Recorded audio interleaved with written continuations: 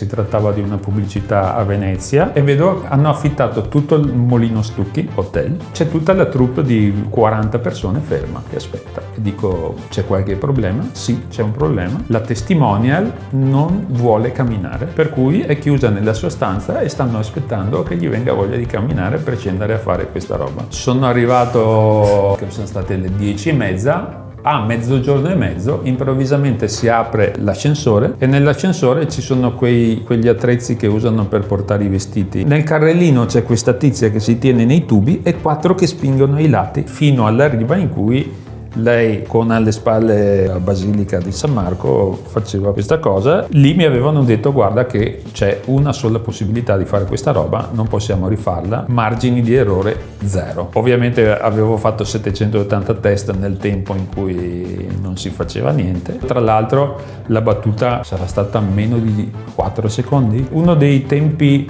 di lavoro di registrazione più brevi in assoluto che abbia mai fatto. A fronte di un tempo di preparazione, come hai detto, sì, estremamente... Sì. Bentornati tutti voi a Campus Cast, oggi con noi Diego Piotto. Confermiamo l'essere il vostro podcast preferito, contraddistinto da forti accenti veneti e una ottima propensione internazionale. Quello senza ombra di dubbio. Testimoniata oggi appunto da Diego Piotto. Diego Piotto ci porta ad investigare una professione che ha a che fare con il suono, o meglio con i suoni. Possiamo parlare di plurale? Sì, in questo caso direi proprio di sì. Possiamo parlare di plurale, parleremo anche di plurali esperienze in diversi contesti per quanto riguarda il tuo intervento, la tua esperienza, la tua più che trentennale esperienza in termini di manipolazione, conoscenza, produzione di suoni. Lo trovo affascinante soltanto come introduzione. Quindi tu hai mosso i primi passi nel mondo del suono, della musica a 15 anni.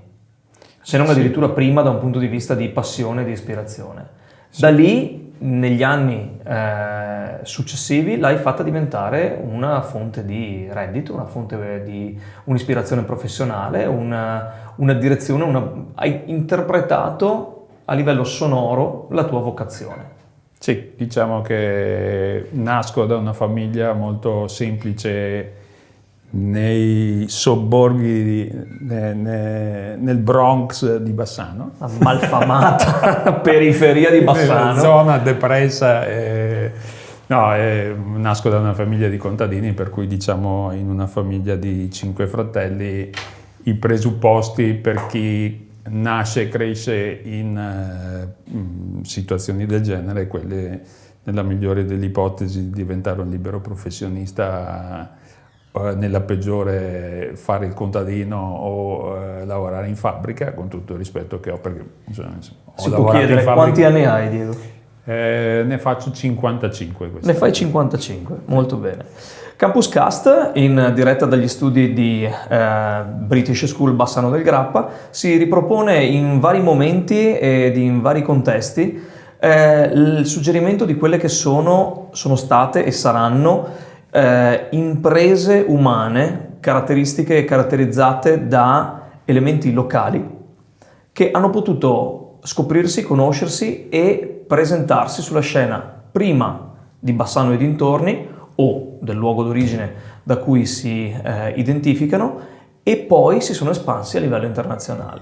Ricordiamo a tutti quanti i nostri followers di cliccare, visto che siamo all'inizio, la campanella in basso a destra sullo schermo per continuare a seguirci ed essere aggiornati su quelle che sono le nostre esperienze, le nostre chiacchierate, le nostre interviste, ma soprattutto i nostri amici. In questo caso Diego, appunto, mi dici, nasci e ti integri con quella che è una Bassano degli anni 70 e poi ti porti piano piano, ma neanche troppo piano, sulla scena e alla ribalta di quello che è il mondo dello spettacolo, il mondo della musica. Sì, tu già a 15 anni ti dai il via. Sì, diciamo che è una cosa che è andata molto lentamente in realtà, nel senso che appunto per appunto la mia situazione, diciamo che ho iniziato da semplice appassionato di musica, quindi da acquirente di strumenti musicali, da cattivo, pessimo chitarrista, per poi iniziare a dedicarmi alla registrazione, quindi ad aprire uno studio di registrazione per gli anni già all'avanguardia, diciamo, perché sono stato uno dei primi a acquistare un mixer digitale, che era un po', diciamo, la nuova frontiera. Non si era ancora abituati a vedere che premendo dei tasti i fader dei volumi si muovessero da soli. Prima ancora avevo fatto parecchi anni di esperienza come aiuto in un service locale, quindi carico-scarico di cose molto pesanti. E un po' alla volta, appunto, perché diciamo che questa attività di studio di registrazione la facevo parallelamente a un lavoro di fabbrica che ho fatto per ben 15 anni, poi un po' alla volta staccandomi, quindi chiedendo un part-time alla fabbrica per dedicarmi mezza giornata al lavoro e mezza giornata allo studio di registrazione. Poi a una certa ho conosciuto una gloria locale, un certo Dalcol Stefano, nostra conoscenza, che mi ha detto: ma tu cosa ci fai qui in mezzo alla campagna? Perché non vieni con me che ti faccio vedere il mondo? E quindi grazie a lui, diciamo, ho iniziato a effettivamente girare per il mondo, fare fiere, lavorare per lui in altre nazioni per fare corsi di aggiornamento per tecnici del suono. Vi rinviamo alla puntata con Stewie Stefano Dalcol per quello che è sostanzialmente una intro a ciò che è la puntata di oggi. Fun fact: sapevi che il 70% di chi apprezza il nostro contenuto non è ancora nostro follower sui canali YouTube e Spotify? Se ti piace ciò che facciamo e vuoi continuare ad aiutarci ad offrirti il miglior contenuto, iscriviti e seguici. È un modo efficace e gratuito per sostenerci. Grazie per il tuo supporto. Un'esperienza che appunto ci ha suggerito Stefano quando abbiamo avuto il piacere di incontrarlo e di intervistarlo è letteralmente il treno su cui è saltato per poi trovare una missione, una destinazione e un'occasione, la grande occasione. La tua grande occasione qual è stata? Beh, in realtà, appunto, la grandissima differenza che c'è tra me e Stefano è che Stefano è uno molto più istintivo di quanto lo sia io. Per cui quando mi sono stati proposti lavori importanti, mi sono sempre fatto 1000 domande, nel senso che nel mio tipo di lavoro non sono un imprenditore, ma sono un libero professionista.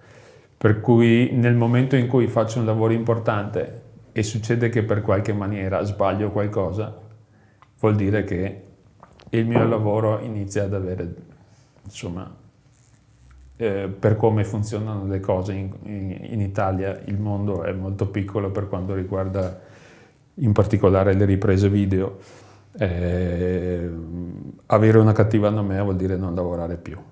Quindi dopo di questo, diciamo, una volta che ho affrontato le problematiche di quello che può essere il lavoro che vado a fare, ed è una cosa di cui parlo sempre con i ragazzi, nel senso che tanti prendono sotto gamba l'audio in tutte le situazioni, no? Perché tanto basta andare lì e mettere 2 microfoni. In realtà ci sono moltissime problematiche di cui tener conto, perché alla fine quando presenti il lavoro al cliente deve essere un lavoro fatto bene, perché se no ti dicevano: eh sì, ma ho capito che serviva più roba, ma tu me lo dovevi dire. Ecco, diciamo che la qualità del customer service sembra essere sempre dipendente da... Specie appunto quando tu sei l'unico referente per questa cosa, per cui quando tu sei il caporeparto del settore audio in un film, se c'è un problema la produzione viene da te, non va dal microfonista e neanche va dall'attore, viene da te, quindi... Tu in quel caso sei ovviamente il responsabile e devi rispondere a tutte le problematiche. Lo hai introdotto in maniera molto blanda, ma tu hai lavorato tantissimo nel mondo del cinema. Ho lavorato abbastanza nel mondo del cinema e un po' come è successo nella musica, per me è stato proprio la realizzazione di un sogno, perché trovarmi a lavorare con i musicisti di cui ho comprato i dischi o il regista dei film che ho consumato è una cosa... Fai pure qualche nome. Ho avuto la fortuna Siamo curiosi, ecco. Ho avuto la fortuna di lavorare con David Bowie, con Wes Anderson, quindi sono due nomi che per me sono sempre stati molto importanti, nel senso due persone che ho considerato sempre dei grandi artisti. E che film in questo caso? Ho lavorato con lui per delle voice over di Island of Dog, che è un'animazione. E lavorare con lui, dopo aver lavorato tanto nel cinema italiano, è stato per me non dico uno shock, ma l'aprirsi di una dimensione, perché la cura che metteva lui in queste voice over non le ho mai viste neanche in un film importante italiano. Partiamo dal presupposto che in Italia ad oggi tantissima roba si doppia ancora. Quindi nel momento in cui succedono le cose, la recitazione è ancora lasciata abbastanza lì. Invece in questa situazione lui era ancora più attento di me e sapeva molto bene, a parte voglio dire che stavamo lavorando in una situazione molto strana, cioè io per fare questo lavoro parto da Bassano, dopo che ho litigato per 2 settimane con una produttrice che mi dice c'è da fare sta registrazione, devi venire a Venezia. E io litigare per i soldi è una roba che odio, nel senso non mi piace. E arrivo in questo appartamento, non so chi ci sia, suono il campanello, si apre la porta e c'è Wes Anderson in vestaglia, con la vestaglia a scacchi scozzese come l'avrei immaginato, che mi invita a fare colazione con loro. E a tavola c'è Tilda Swinton, Francis McDormand, insomma 5 premi Oscar, un fotografo di fama mondiale. Dico, no, aspettate un attimo. Ho fatto un passo indietro, ho guardato, è l'indirizzo giusto. Dico no, preferisco preparare l'attrezzatura per fare il lavoro e vado di là, e quando appunto queste attrici vengono per fare le loro registrazioni, ho capito quanto un regista che ha conoscenza ovviamente delle possibilità dell'attore può chiedere, nel senso che è uno degli esempi audio che faccio sempre sentire ai ragazzi quando faccio dei corsi o delle masterclass, quanto in una frase stupida come può essere per domani il tempo è previsto nuvoloso e potrebbe essere che nevichi, può avere delle inclinazioni diverse, nel senso con più speranza, con più tristezza, con più felicità, più possibilista.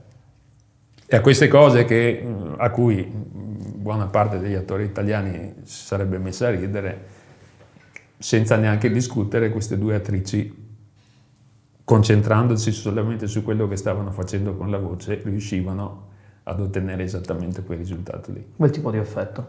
Quello è la naturalezza di un suono che viene generato da un essere umano. Ma anche la capacità di trasmettere un'emozione concentrandosi sulla sola parola, perché non stiamo parlando di apparire in video, stiamo parlando di una voice over che è solo ed esclusivamente audio. Esattamente. Quindi è un audio che deve però trasmettere tanto. Sì.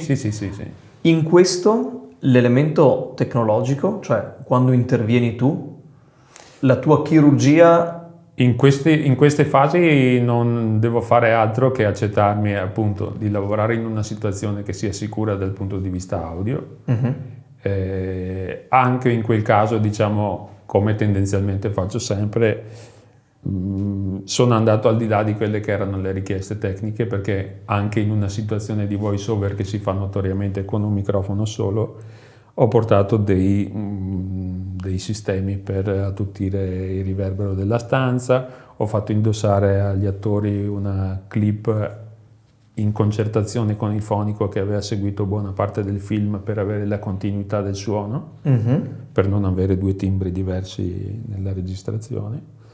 E per il resto, come mi succede sempre in questi casi, diciamo che è molto più semplice lavorare con persone che lo fanno abitualmente E nell'ultimo film che ho fatto con Claudio Algerini addirittura neanche più il mio microfonista andava per microfonarla, lasciava direttamente nel suo camerino il microfono e lei veniva fuori microfonata perfettamente. Già sistemata, quindi Sì, ma voglio dire, lavorare con i professionisti è sempre molto più semplice. Questo è il professionista umano. E l'alta qualità di quello che è appunto un bravo attore e un bravo anche direttore, come hai citato prima. In termini invece di tecnologia, sono molto curioso. Tu hai vissuto nel mondo del suono e tutto questo, no pun intended, suona molto affascinante nell'arco di decenni. Ok.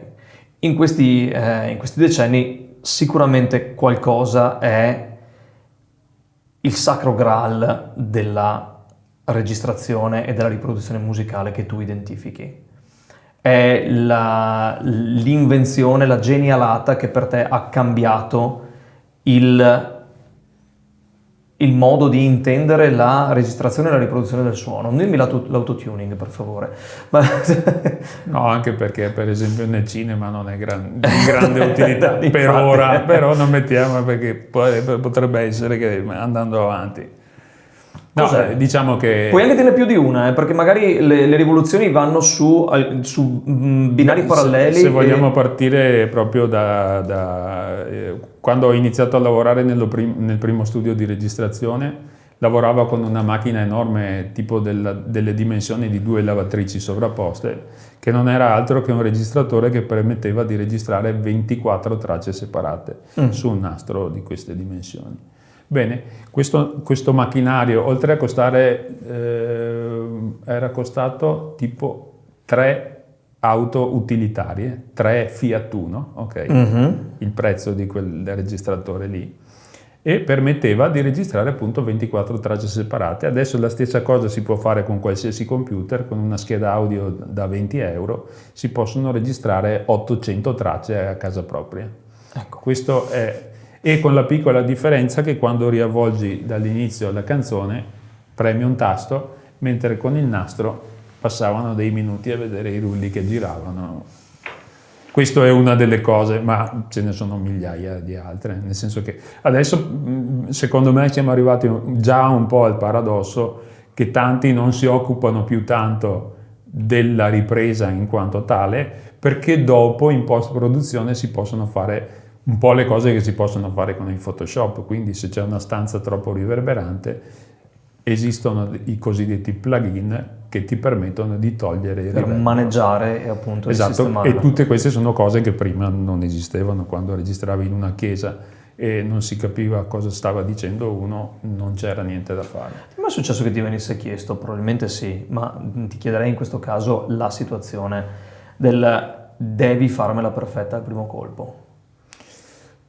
Sì, ed è stato un lavoro assurdo, nel senso che si trattava di una pubblicità a Venezia ed era una pubblicità in cui la Panasonic, stiamo parlando di 15-20 anni fa, presentava una compatta che aveva una risoluzione al tempo che neanche le macchine fotografiche professionali digitali riuscivano ad avere in una point and shot, quindi un device piccolo.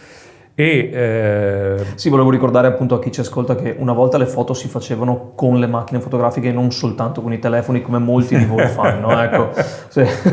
Per chi magari si stesse perdendo di cosa stiamo parlando adesso. Questo lavoro che faccio a Venezia è una pubblicità per Panasonic in cui presentano questo prodotto innovativo e hanno scelto come faccia per questo testimonial, esatto. Grazie mille. Prego. Questa famosissima cantante giapponese, però scopro, dopo essere arrivato in ritardo perché ho trovato una manifestazione, parto un'ora prima sul Ponte della Libertà, manifestazione, quindi arrivo trafelatissimo e vedo hanno affittato tutto il Molino Stucchi Hotel, tutto. E c'è tutta la troupe di 40 persone ferma che aspetta. E dico, c'è qualche problema? Sì, c'è un problema. La testimonial non vuole camminare, per cui è chiusa nella sua stanza e stanno aspettando che gli venga voglia di camminare per scendere a fare questa roba. Per fortuna che era in ritardo. Sono arrivato praticamente, che sono state le 10:30, a mezzogiorno e mezzo, improvvisamente si apre l'ascensore e nell'ascensore ci sono quegli attrezzi che usano per portare i vestiti Il carrellino negli alberghi. da albergo, sì. Sì, nel carrellino c'è questa tizia che si tiene nei tubi e 4 che spingono ai lati, spingendo la testimonial fino alla riva in cui lei, con alle spalle la Basilica di San Marco, faceva questa cosa, e lì mi avevano detto: guarda che c'è una sola possibilità di fare questa roba, non possiamo rifarla, quindi margini di errore 0. Ovviamente avevo fatto 780 test nel tempo in cui non si faceva niente, per cui quando è uscita abbiamo fatto questa cosa. Tra l'altro la battuta sarà stata meno di 4 secondi, credo, cioè uno dei tempi di lavoro di registrazione più brevi in assoluto che abbia mai fatto. A fronte di un tempo di preparazione, come hai detto, Sì. estremamente... Sì. Potrei anche aggiungere stressante, visto che doveva essere tutto fatto con la perfezione che richiede appunto il one Sì, shot. ma ci sono dei momenti anche peggiori, nel senso che, per esempio, la situazione peggiore è quando si lavora nel cinema con la luce del giorno. Mhm. Perché ovviamente per avere la conseguenzialità hai bisogno che le cose succedano in un arco temporale molto ristretto. A proposito di questo, abbiamo fatto una scena in un film sempre a Venezia con Battistone protagonista, in cui è saltato fuori all'ultimo che lui doveva guidare una barca, dando per scontato che lui sapesse guidare una barca, ma è un friulano non di mare, diciamo. Vi lascio immaginare come è andata a finire. La scena doveva essere girata a fine giornata, nel senso tramonto, quindi golden hour, si chiamano così per via della luce. E abbiamo girato praticamente l'ultimo chuck che era buio, quindi non... Ce l'avete fatta? Sì, ho visto che nel film hanno montato qualcosa. Qualcosa è successo, qualcosa è andato dritto in questo caso. Ma nessuno era felice e lì c'era proprio quella sensazione di cui parlavamo prima. Di tensione nell'aria. Sì, proprio perché appunto è una prova per i nervi non da poco. Dopo, per carità, non che, voglio dire, lavorando nel set di Spider-Man a Venezia, con 300 persone di crew, 300 persone di comparse, sia molto più semplice, nel senso che... Mi stai tirando fuori così dei nomi e dei titoli a caso, ma cioè hai lavorato con Spider-Man? Sì. Bene, buono a sapersi. Sì. Ho fatto la seconda unità per Spider-Man Far From Home, che aveva una parte girata a Venezia, per cui mi sono occupato di effetti speciali, tutte quelle cose, quindi diciamo seconda unit di solito non ha a che vedere con il set dove ci sono gli attori protagonisti, tutte quelle cose lì, sì, ma sono le scene di panico, la gente che corre, tutte quelle cose lì, quindi in buona sostanza... Mi collego a questo e ti chiedo, quanto mondo hai visto grazie a questa professione? Abbastanza, ma non è mai abbastanza, nel senso che credo che una delle cose più belle sia proprio vedere altri posti e conoscere altre culture, conoscere gente, nel senso che... E lavorare nel mondo del suono, della musica, in contesti in cui il suono e la musica in particolare hanno un significato pregno di ciò che circonda. Sì. Come lo hai interpretato, come l'hai vissuto e cosa ti sei portato via soprattutto da quelle esperienze, perché ciò che vogliamo molto spesso trasmettere e a cui vogliamo interessare i nostri followers è la motivazione, la passione che deriva da esperienze vissute e che si sono portate e che ancora ti stai portando in giro. Faccio un esempio: alcuni contesti culturali come dicevo, danno una fortissima importanza all'elemento musicale che è costante in determinati ambienti, in determinate situazioni, in villaggi, in città, in culture, così come l'India, anche l'America Latina o il Centro America hanno questa musica continua che anche se non c'è la si sente, ok? Sì. Da quello cosa ti porti dietro, Diego? Ma Anche là sei un episodio, mi piacerebbe proprio sentirlo da te. è una fetta di vita, nel senso che avere la possibilità di appunto attingere, bisogna innanzitutto avere la mentalità giusta, perché soprattutto non avere pregiudizi o avere freni inibitori per qualsiasi tipo di...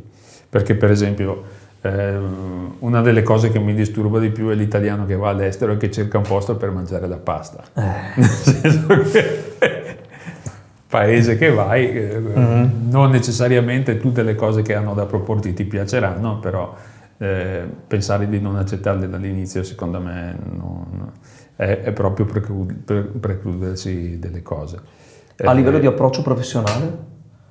A livello di approccio professionale, innanzitutto ho sempre visto molto rispetto nei confronti di questo tipo di attività e curiosità, in particolare ovviamente nelle aree rurali in cui magari... Insomma, un microfono non si sa cosa sia. Sì, no, sì. Una lampadina anche spesso, quindi... Ah beh. Quindi sì.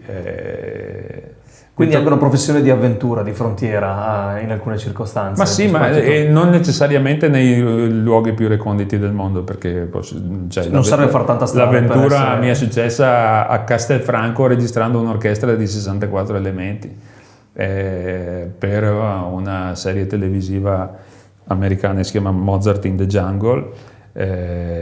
Avevo l'incarico proprio di registrare l'orchestra e quando sono arrivato lì, per scelta registica, mi hanno chiesto quanto tempo mi servisse per dare una cuffia a tutti i musicisti. Ho detto, sono 64, calcolando che le cuffie non ce le ho qui, potremmo fare in un paio d'ore che tutti i primi di ogni sezione dell'orchestra sono muniti di cuffia, ma posso sapere qual è lo scopo di tutto questo? E mi hanno risposto che lo scopo era quello che nella sceneggiatura se ne andava il direttore dell'orchestra e lasciava il suo posto a un direttore giovane, un suo allievo. E nel momento in cui questo allievo cercava di dirigere l'orchestra suonava male. Per via appunto della continuità, loro avevano l'esigenza che quando l'orchestra suonava male sempre uguale. Per cui loro avevano immaginato che tutti i musicisti avessero in cuffia un metronomo diverso per farli suonare male.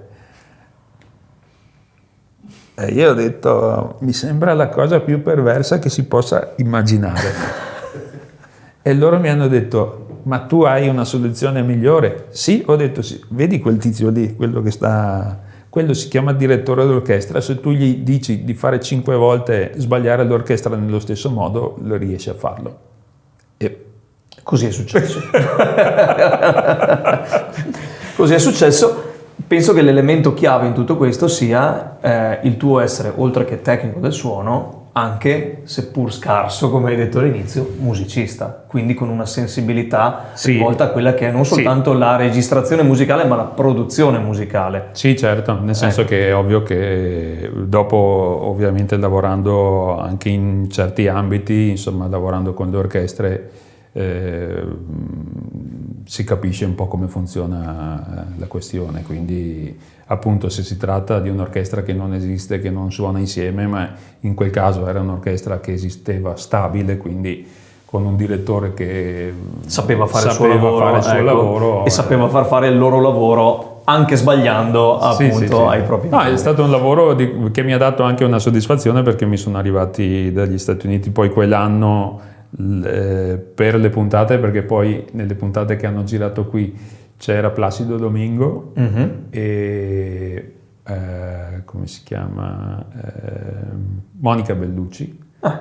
Monica Bellucci, insomma, doppiata, grazie a Dio, nel cantato, perché non piace proprio... questo grazie a Dio. Anche là probabilmente ci sarebbero storie da raccontare e momenti appunto da condividere. Una cosa che mi interessa molto è il fatto che sì, il tuo è un lavoro da dietro le quinte, è un lavoro che chi assiste alle riprese capisce che valore ha, c'è questa grande curiosità per poi effettivamente interpretare e notare quello che è il risultato finale, magari senza accorgersene. Ti accorgi ovviamente magari delle anomalie, degli errori, soprattutto se sei allenato o se hai questo. Quindi tu, come anche tutti gli altri attori, come anche i registi, sei la star del tuo ultimo lavoro. Come o quali sono gli elementi, e questo è un qualcosa che chiedo a te di trasmettere ai nostri ascoltatori, per poter costruire una reputazione e soprattutto per poterla mantenere in questo specifico e molto tecnico mondo del suono?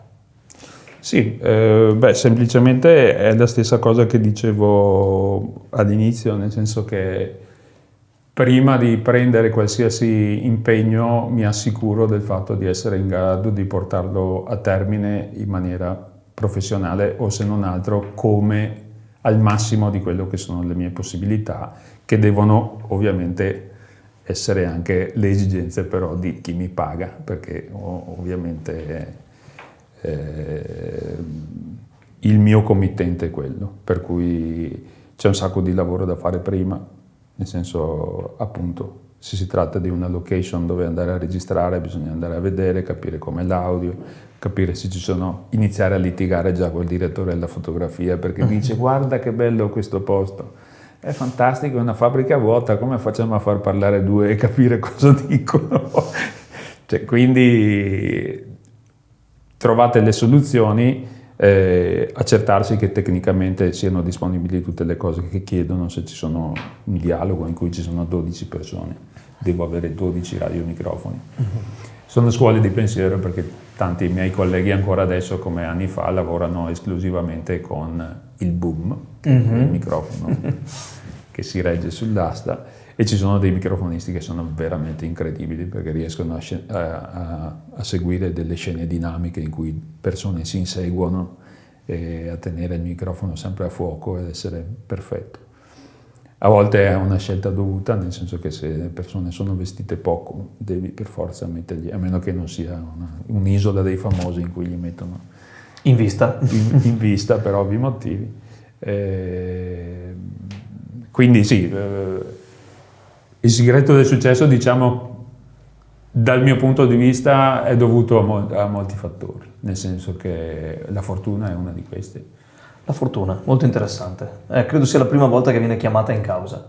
Sì, perché tu puoi essere la persona più brava del mondo, ma se non ti succede che ti chiamano perché magari quell'altro in quel momento è via o qualsiasi cosa, non ti succede e rimani a fare. E l'occasione va colta. Sì. Nel limite delle capacità, appunto, che ovviamente si dice sono in grado di farlo, oppure mi arrischio perché sento di poterlo fare, nonostante magari non l'abbia mai fatto prima. Certo, ma nel senso che appunto è possibile anche prendere dei lavori su cui non si ha esperienza, però bisogna essere certi di avere le competenze, sì. Nel senso che di arrivarci e di poter assicurare che il risultato sia poi qualcosa che si può utilizzare, insomma, nel senso... È un mondo estremamente affascinante, ci hai dato un assaggio di questo mondo, ci hai fatto anche vivere, perlomeno l'ho percepito, lo ripeto, il dietro le quinte di quello che è il mondo della cinematografia. Non abbiamo investigato in questa occasione il mondo della musica perché mi interessava di più sapere e scoprire con te quello che è il mondo del cinema o alcuni elementi del mondo del cinema nel suono, in questo caso, e anche nella musica, ne abbiamo parlato. Io ti ringrazio veramente tanto, è stata una bellissima chiacchierata in cui ho scoperto, oltre una fantastica persona, un ottimo professionista, anche delle sfaccettature che avevo soltanto intuito finora di un settore tecnico che però ha, scopriamo essere appunto tante anime e tante necessità, capacità di improvvisazione, capacità di soluzione, soprattutto vantaggioso quando si ha appunto una preparazione alle spalle e una serietà che si sviluppa appunto nel tempo, nell'esperienza e che ovviamente si riscopre tale quando ce lo si gode in maniera appunto passionale anche. Ok. Ringraziamo i ragazzi di Alchimie Venete e Kawabanga Productions per il supporto tecnico sia video che audio di questa puntata. Faremo poi un'analisi assieme a Diego di quanto bene abbiamo registrato le nostre voci e quanto sarà andata bene appunto in onda questa puntata. Per chi di voi ha storie da raccontare, professioni conosciute o meno, che possono essere parte integrante della nostra comunicazione e delle esperienze, delle passioni, della voglia di condividere ciò che è un mondo, un lavoro conosciuto, magari ancora non completamente esplorato, siete benvenuti, scriveteci in DM, ricordatevi di cliccare sulla campanella in basso a destra del vostro schermo per essere aggiornati ed informati su quelle che saranno le nostre prossime puntate e i nostri prossimi update. Da British School Bassano, Leo Gobbato, Diego Piotto. Per oggi è tutto, buona giornata. Ben fatta, molto bene. Grazie veramente. Figurati, grazie a te. Ci vediamo e ci sentiamo in questa... Esatto. O speriamo di sentirci.